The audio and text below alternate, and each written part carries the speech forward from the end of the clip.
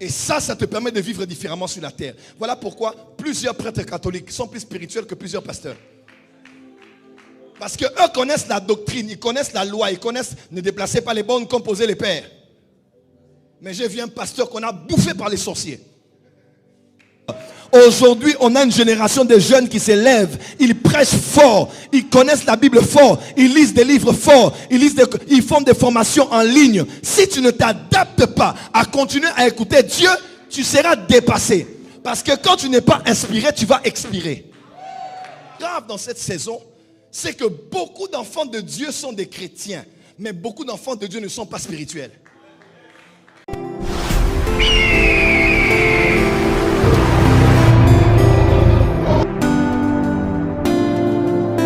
Des capacités qu'on ne peut même pas imaginer. J'aimerais vous dire, nous sommes à l'époque où la connaissance est en train d'augmenter. Le mot augmenter ici, c'est le verbe augmenter, c'est le verbe rabat. Et rabat se retrouve aussi dans Genèse 3, verset 16, où Dieu il dit à la femme, il dit, j'augmenterai la souffrance de ta grossesse. Rabat, tu as des souffrances, mais je vais augmenter cela.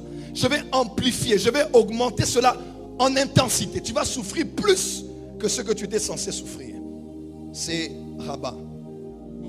Rabat augmenté, c'est aussi dans Genèse 7, verset 17, où il est écrit, le déluge fut 40 jours sur la terre. Les eaux crurent, donc croître, les eaux crurent et soulevèrent l'arche et elle s'éleva au-dessus de la terre. L'arche était à un certain niveau. Les eaux se sont tellement amassées, entassées, augmentées, rabat, que l'arche s'est retrouvée à un niveau de sommité.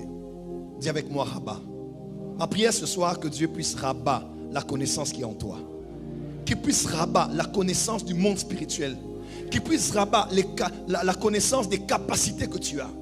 Que Dieu augmente la connaissance des choses aujourd'hui. Voilà pourquoi on le dit à tous les prédicateurs. Aujourd'hui, on ne peut plus prêcher comme on prêchait hier. On ne peut pas passer le temps tous les jours sur Internet en train de chercher quoi prêcher. Écoutez-moi, la génération d'aujourd'hui est connectée à Internet. Si vous empruntez la prédication de quelqu'un, on saura que vous l'avez eu quelque part.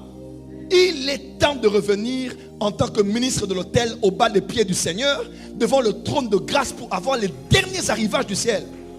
Même si c'est un message qui ressemble à ce que quelqu'un a prêché. Parce que ça peut arriver que la prédication de l'un inspire la prédication de l'autre. Mais même quand tu es inspiré de quelqu'un, on va sentir la fraîcheur.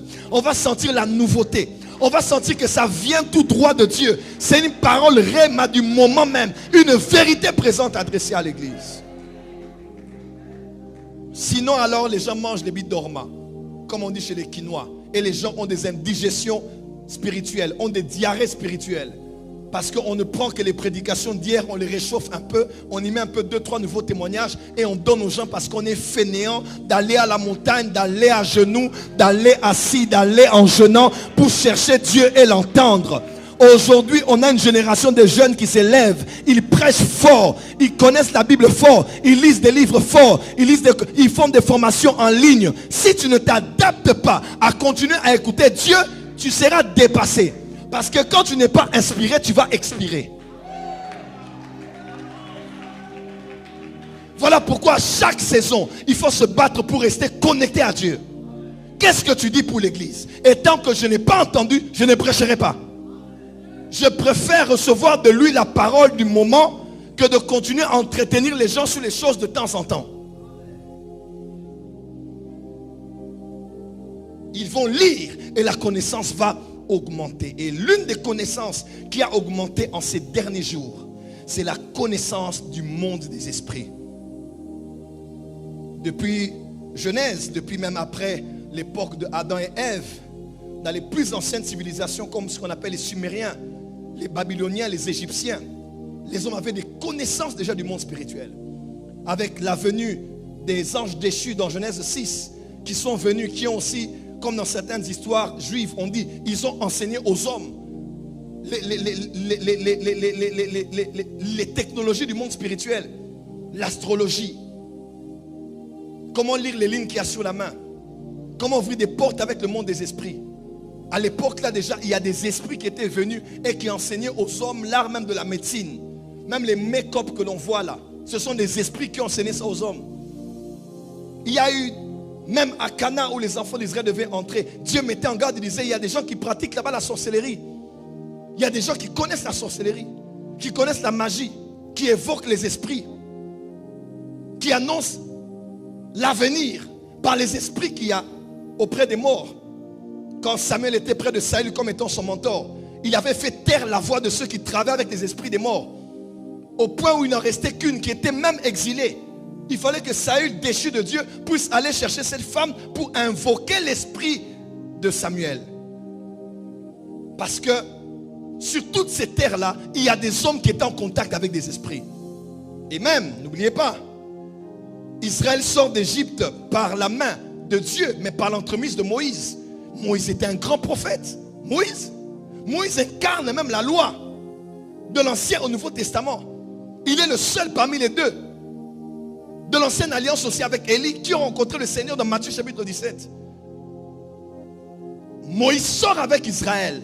La Bible déclare, Osée 12 verset 14, c'est par un prophète qu'Israël est sorti de l'Égypte et c'est par un prophète qu'Israël a été gardé, a été chamardon. Toute la nation, plus d'1 million, était protégée parce qu'un prophète était là.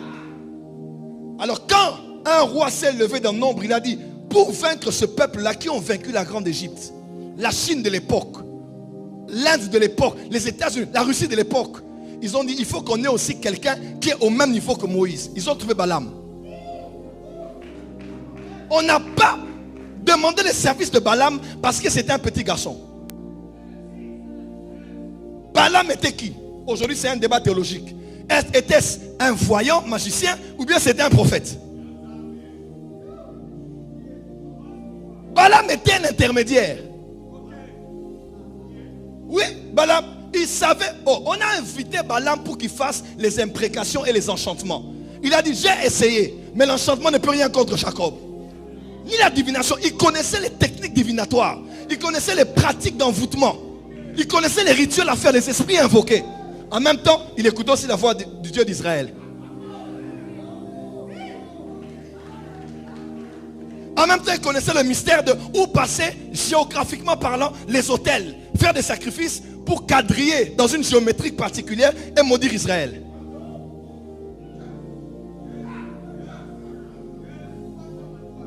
Il veut blaguer comme ça. Allez, l'ange apparaît à l'âne. L'âne s'arrête. Il dit, depuis que je te connais là, je t'ai jamais fait désobéir. Mais devant moi là, il y a la mort. Madame n'était pas un petit enfant. Si des rois se sont mis ensemble pour invoquer quelqu'un et arrêter ce peuple, maudire ce peuple là, il fallait qu'il soit au niveau de Moïse. Au point où on ne cite pas nommément le nom de Moïse dans l'Apocalypse 12, 11, quand on parle des deux témoins. Mais on parle de la doctrine de Balaam dans l'Apocalypse. Même dans 2 Pierre. Il avait un tel impact que son nom a voyagé jusqu'au Nouveau Testament. Frère, l'Ancien Testament, les gens connaissaient le monde spirituel. Ils connaissaient le monde des esprits. Ce qui est grave dans cette saison, c'est que beaucoup d'enfants de Dieu sont des chrétiens. Mais beaucoup d'enfants de Dieu ne sont pas spirituels. La chrétienté n'équivaut pas à la spiritualité. La spiritualité ne sauve pas. Nous sommes sauvés par Jésus-Christ, par la foi en lui, et nous sommes garantis par rapport à l'éternité. Mais la spiritualité, c'est l'optimisation de ta connaissance, de ton développement, des choses liées aux esprits, en commençant par ton esprit ou n'importe quel autre esprit avec lequel tu es en contact. Et ça te permet de vivre différemment sur la terre. Voilà pourquoi plusieurs prêtres catholiques sont plus spirituels que plusieurs pasteurs. Parce qu'eux connaissent la doctrine, ils connaissent la loi, ils connaissent ne déplacez pas les bornes, composez les pères. Mais j'ai vu un pasteur qu'on a bouffé par les sorciers.